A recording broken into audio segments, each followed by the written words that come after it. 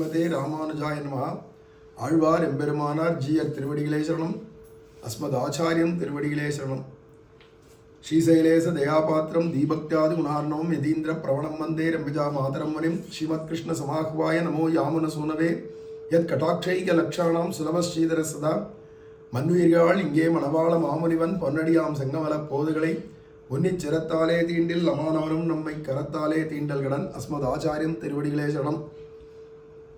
நாமத்தினுடைய பிரபாவம் நாமியான பகவானை காட்டிலும் உயர்ந்ததுன்னு சொல்லி வியாக்கியானம் பண்ணார். அதுக்கு அடுத்தது அந்த நாமியினுடைய நாமத்தை பேரை சொல்லணுமானா அந்த பகவானுடைய பேரை கூட சொல்ல வேண்டாம். அவனதூர் அரங்கம் என்னாது. இப்படி பூர்ணனானவன் நித்தியவாசம் பண்ணுகிற தேசம் கோயில் என்னும் இவ்வளவு கிடீர் இவனுக்கு நேர்த்தி. அந்த பரிபூர்ணனான இந்த நாமத்தோடைய பரிபூர்ணனான பகவான் அவன் நித்தியவாசம் பண்ற கோவில்னா ஸ்ரீரங்கம் அப்படின்னு இந்த ஊர் பேரை சொன்னா போருமே, இவ்வளவுதான் அவனுக்கு நேர்த்தி. இவன் செய்ய வேண்டியது இவ்வளவுதான். ஸ்ரீரங்கம், திருவரங்கம், பெரிய கோவில் அப்படின்னு சொல்லி நின்றாலே போருமே. நேர்த்தி அல்பமாய் இவன் முயற்சி ரொம்ப அல்பம்.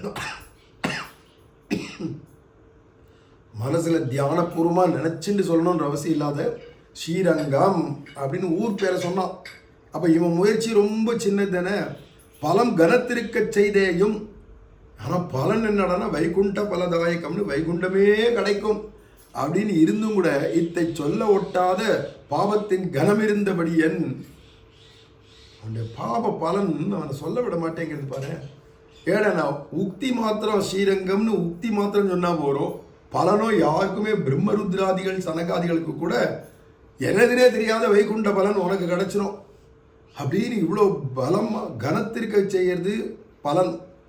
ஆனாலும் நாமத்தை சொல்ல மாட்டேங்கிறாளே. இப்படி திருநாமம் சொல்லுவார் அருகில் இருக்கலாகாதென்பாரும். இதுதான் ஆச்சரியமா இருக்கு. பெரியவாச்சார் பிள்ளை காலம் 700 வருஷத்துக்கு முன்னாடி அப்பவே இப்படி இருந்திருக்கா போல இருக்கு. இருந்ததுனால தானே எழுதுறாரு.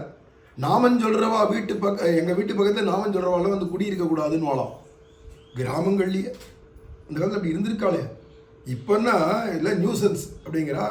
போய் போலீஸில் கம்ப்ளைண்ட் பண்ணிடுறா. இந்த பக்கத்து ஃப்ளாட்ஸ்லையோ பக்கத்து வீட்டில் உட்காந்து பஜனை பண்ணிட்டு இருந்தாக்கா இவா உடனே போலீஸில் கம்ப்ளைண்ட் கொடுத்து இது வந்து இந்து மதத்துக்கே கெடுதல், இவன் வந்து அனாவசியமாக எங்களுக்கெல்லாம் ஹிம்சை பண்ணுறான், எங்களுக்கு டிஸ்டர்பன்ஸாக இருக்குது, இவன் பேரில் கம்ப்ளைண்ட் எடுத்துன்னு முதல்ல ஜெயிலில் கொண்டு போய் போடுங்கோ அப்படின்னு போலீஸ் கம்ப்ளைண்ட் கொடுக்குறவா இன்றைக்கி இருந்திருக்கா. அடியனுக்கே தெரிஞ்சு இதெல்லாம் நடந்திருக்கு. அப்படின்னா இன்னைக்கு நடக்கிறதுனா பரவாயில்ல. ஆனால் பெரியவாச்சான் பிள்ளை இதை வியாக்கியானத்தில் எழுதுறார். நாமன் சொல்றவா நம்ம வீட்டு பக்கத்தில் குடி வரக்கூடாதுன்னு இருக்கிறவா இருக்கலாம் அப்படி நினைக்கிறவா அருகில் இருக்கலாகாது என்பாரும் அவர்களை நாட்டில் நின்றும் போக துரத்துவாரும். இந்த ஊரை விட்டு தோரத்து முதல்ல இந்த பயலை சும்மா ஊருக்குள்ள உட்காந்து நம்ம வீட்டு பக்கத்தில் உட்காந்து பஜனை பண்றான். பஜனை நாமன் சொல்றான். நாமம் கத்தின்னு இருக்கான். ராப்பகல தூக்கம் கிடையாது. இந்த கிழவனுக்கு எவ பாரு கோவிந்தா நாராயணன் கத்தின்னு கிடக்கிற ஆரத்திலாம் தூக்கம் வரலன்ட்டு போ சொல்லி இந்த ஊரை விட்டு துரத்து அப்படின்னு நாட்டில் நின்றும் போக துரத்துவாரும். திருநாமம் சொன்னதுவே ஏதுவாக இம்சிப்பாருமாயிரே சம்சாரம்தான் இருப்பது. இம்சை பண்ணுவாங்க. நாமன் சொன்னான்றதுக்கு போட்டு அடி அடின்னு அடிப்பாளாம். இது மாதிரிலாம் அடித்தது உண்டா அப்படின்னா பின்னாடி சரித்திரம் இருக்கு. மணவாள மாமன்கள் காலத்துக்கெல்லாம் அப்புறமா தான் வட இந்தியாவில் சைத்தன்ய மகாபிரபுன்னு ஒருத்தர் வந்தார். அவருடையதான கோஷ்டியில் ஒருத்தர் ஹரிதாஸ் தாகூர்னு ஒருத்தர் இருந்தார். அவர் முஸ்லீம் பாய் வீட்டில் தான் பிறந்தார். ஆனால் அவர் என்னடா தள்ள குல்லா போட்டுப்பார், லுங்கி கைலி தான் கட்டிட்டு இருப்பார், வேஷபூஷணத்தை மாற்றிக்கல. ஆனால் எப்பா பாரு ஹரே ராமா ஹரே கிருஷ்ணான்னு நாமத்தை சொல்லிகிட்டே இருப்பாராம். அப்படி சொல்கிறதுனாலேயே அவனை போட்டு அடி அடி அடின்னு அந்த பையனை போட்டு அடித்து கங்கையில் தூக்கி போட்டான். ஏன் என்ன பண்ணான் பாவம்னா என்ன பண்ணினான் அப்படின்னா நாமத்தை சொன்னான். கிருஷ்ணா ராமான்னு சொன்னா இல்லையா, அதுக்கு நான் அடித்து மண்டையை உடைச்சி தூக்கி போட்டா. ஆனால் பரம பாகவதனாக இருந்திருக்கா. ஒரு நாளைக்கு 2 லட்சம் நாமம் சொல்லாத இவ்வளோ சோறு திங்க மாட்டானா. அப்படிப்பட்டதான இந்த ஹரிதாசன் தூக்கி போட்டா. கங்கை அடிச்சுட்டே போகிறது இல்லையா பிரவாகத்தில். கொஞ்சம் தூரம் இந்த கிராமத்தை விட்டு கொஞ்சம் தூரம் தள்ளி அடிச்சுன்னு போய் தன்னுடைய அலைகளான கைகளால் அவனை சாந்த்வனம் பண்ணி கரையோரமாக ஒதுக்கி விட்டுட்டான். அவன் அடியில் மூர்ச்சையாகி தானே விழுந்து கிடக்கிறான். மூர்ச்சை தெளிஞ்சு போச்சு.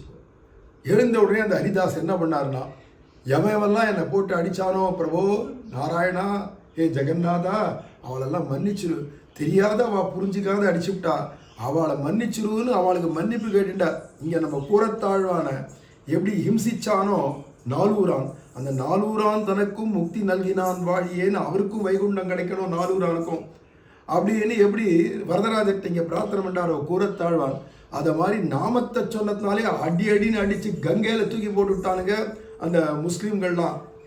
அப்போ இருந்ததான முஸ்லீம் ராஜ்யத்தில். ஏன்னா ஹிந்துவுடைய நாமத்தை சொல்லலாம், இந்து தெய்வத்தினுடைய பேரை சொல்கிறான்னு அடித்து தூக்கி போட்டான்.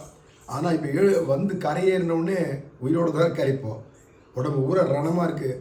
இருந்தாலும் முதல் பிரார்த்தனை இன்னா செய்தாரை ஒருத்தல் அவர் நானும் நன்னயம் செய்து விடல்றாளே, அது மாதிரி இதுதான் வைஷ்ணவ லட்சணம். தன்னை இம்சிக்கிறவா கூட சௌக்கியமாக இருக்கணும்னு நினச்சி பிரார்த்தனை பண்ணிக்கிறா இல்லையா.